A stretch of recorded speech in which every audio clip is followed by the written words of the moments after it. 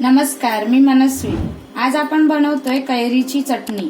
आता बाजारात पण कैऱ्या चांगल्या मिळू लागल्या आणि त्यासाठी उन्हाळ्यामध्ये पण छान वाटतं चटणी खायला। तर आपण बघूया चटणी कशी बनवायची। आता त्याआधी मी कैरी कापून घेते। हे बघा अशी।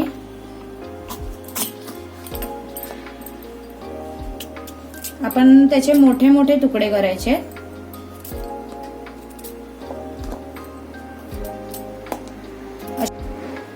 अशा प्रकारे मी पूर्ण कैरी कापून घेते।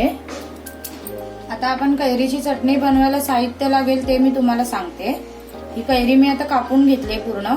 अर्धी वाटी ओलं खोबरं घेतलंय किसून, थोडीशी कोथिंबीर घेतलीये, चवीनुसार मीठ आहे, 3 हिरव्या मिरच्या आहेत, अर्धा इंच आल्याचा तुकडा आहे आणि 4 ते 5 लसूण पाकळ्या आहेत आणि थोडंसं जिरं घेतलंय। आता ते सगळं आपण मिक्सर मध्ये वाटून घेऊया। त्याआधी आपण खोबरं घालूयात।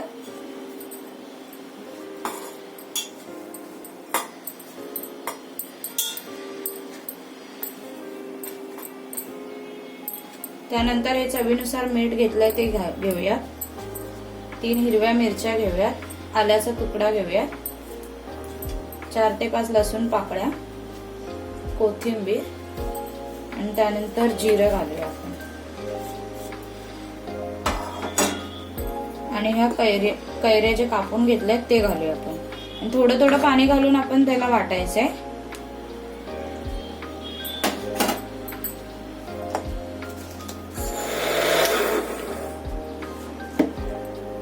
हे बघा चटणी चांगली वाटली आहे, बारीक झाली एकदम। आणि पाणी थोडंच टाकायचंय कारण की कैरीला पण पाणी सुटतं आणि आपण त्यामध्ये मीठ घातलंय त्याच्यामुळे ते पाणी सुटत जातं त्याला।